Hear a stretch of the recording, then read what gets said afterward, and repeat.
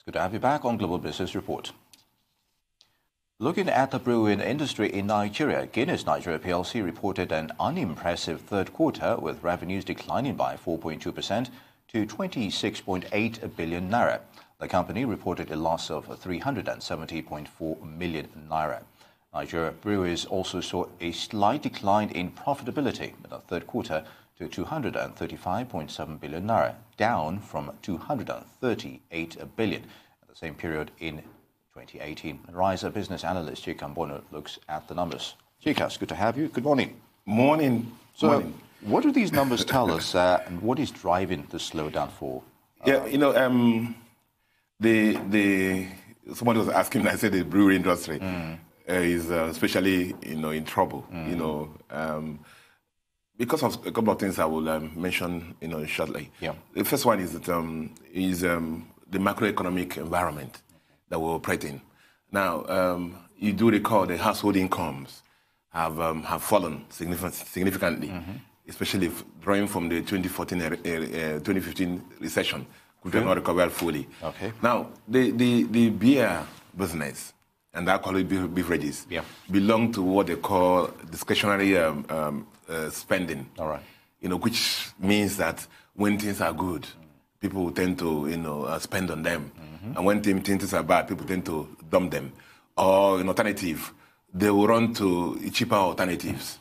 Cheaper alternatives. So you find that in the industry, the beer industry, you find that those who have premium beer will suffer, because if people have to continue to drink alcohol, they will just look for the cheaper alternatives. I thought there would be brand loyalty here as well. No, brand loyalty is come from your pocket. All right. So the first issue affecting these results, I heard you use the word on a non-impressive result. Yeah. It's the same thing with Guinness, the same thing with international breweries. Okay. Those are 3 brewery centers we have in Nigeria.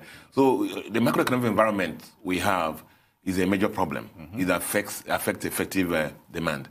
If they either cut down the number of bottles they drink, or they go to cheaper alternatives. Okay. The other thing that affected the performance of the industry over this period is excise duties. Okay. The government, in its drive to raise revenues, our government is looking for money everywhere now. Introduced excise duties, for the brewery industry. I think it's about 30 naira now per liter. Wow. 30 naira per liter. I think that's 30 naira, 30 naira per liter of alcohol. That's right now. And then usually excise duties are for goods that you said demand is like semi or inelastic, in the sense that if you increase the price, people will still buy. And or you believe that are non-mandatory goods, like health goods.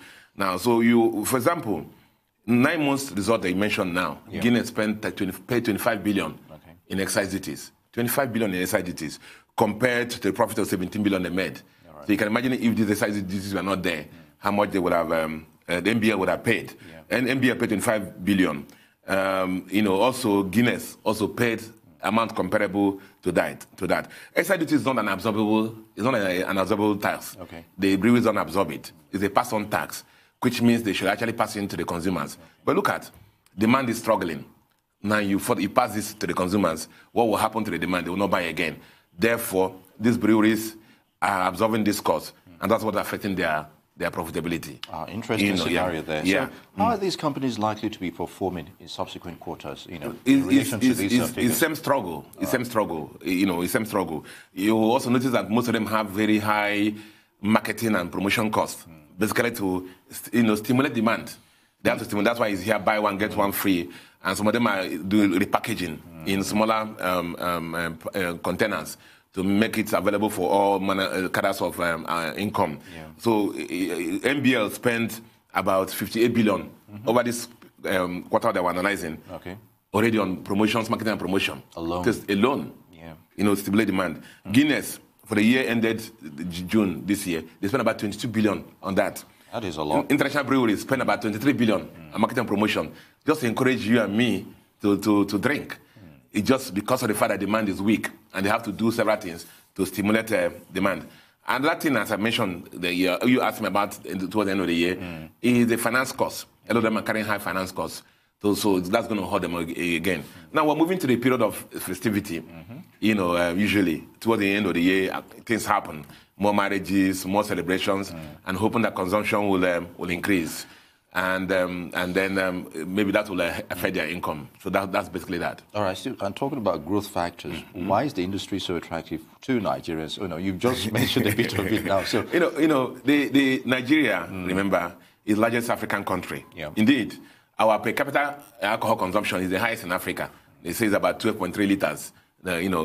People drink your own and drink my own for me too. That is So our industry, our country is not there for no brainer for any serious brewer.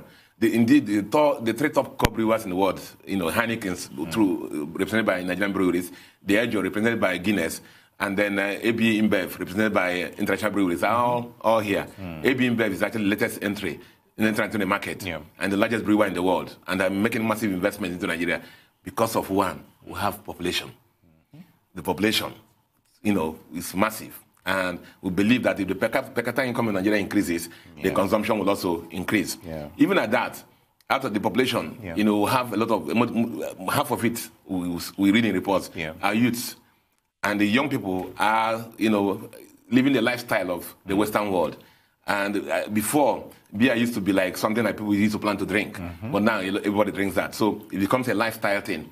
So the consumption is higher. So there's a lot of advantage in pushing Nigeria, because we have the population, we have the youth, And then one other little one that may be important is the fact that, unlike most other countries, Nigerian beer industry is not really very regulated. Yeah. The production, the marketing and consumption are not very regulated.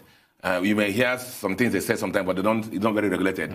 So a lot of people, a lot of manufacturers can actually go and do the things they want to do without government being sanctioning them. Yeah. No, be that as it may, the scenario you just painted, as it were. So, in terms of competitiveness among these big three, and as it were, some of them have been around for a long time. So, are you seeing a lot of innovation? You just mentioned the amount being mind-boggling amount spent on marketing alone and everything. So, are we seeing some kind of innovation? There are a lot of new products there. I think from studies that they said about 10 different types of beer. Yeah. But in Nigeria, there are two major ones: stout and lager. Those are the major ones. And then so there are so many variants of them that have been produced. So you'll find some product lines, coming. Indeed, that's something Nigerians are called the beer wars. The beer wars between the big three. Yeah. AB InBev, is the largest brewer in the world, and they're coming with a lot of technology, coming with a lot of products, coming with a lot of product lines, skill products that a lot of Nigerians have been, importing. They're going to be here. So you're going to see a lot of competition in this year coming. Interesting development, Chika. All right, on that note, Chika Mbonu, many thanks for your thought on the brewery sector. It's good to have you. Thank you.